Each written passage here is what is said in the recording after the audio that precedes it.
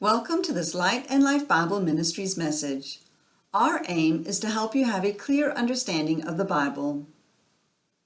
This message focuses on what Jesus said to the church in Laodicea.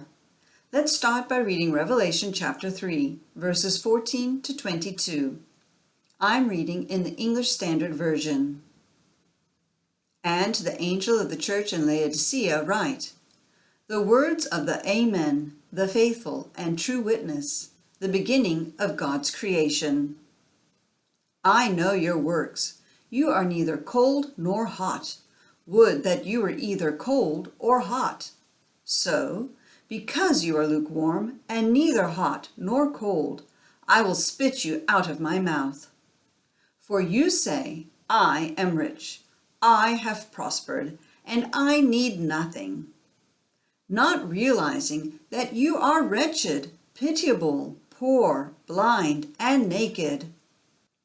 I counsel you to buy from me gold refined by fire, so that you may be rich, and white garments, so that you may clothe yourself, and the shame of your nakedness may not be seen, and salve to anoint your eyes, so that you may see. Those whom I love I reprove and discipline. So be zealous and repent. Behold, I stand at the door and knock. If anyone hears my voice and opens the door, I will come into him and eat with him, and he with me.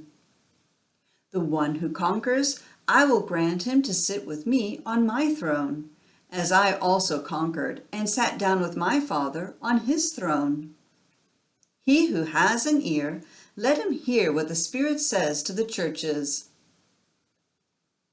To the angel of the church in Laodicea, Jesus refers to himself as the Amen, the faithful and true witness, the beginning of God's creation. He is the final word, the perfect expression, and the originator of everything God created. Jesus intentionally depicts his perfect character to contrast it with this church, whose works have made them very unpleasant to him, like lukewarm water in his mouth. He says they have deceived themselves by thinking they are well off, counseling them to get refined gold from him, representing true spiritual riches, white garments depicting righteousness, and salve to heal their spiritual blindness. To this, the worst of the churches, Jesus shows a father's heart of love, saying, those whom I love, I reprove and discipline, so be zealous and repent. It should encourage us to know that God loves us regardless of sin which clings so closely, or, as the NIV says, so easily entangles.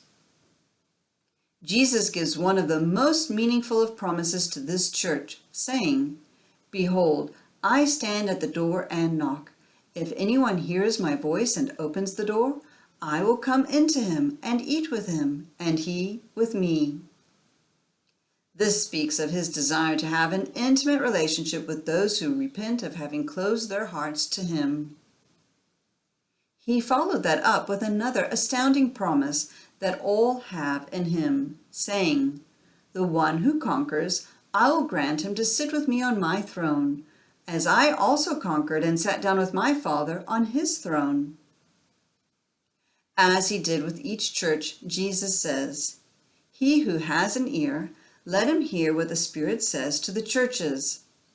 In so doing, he makes all that was said to this church applicable to the 7 churches, and, by implication, his entire church throughout history.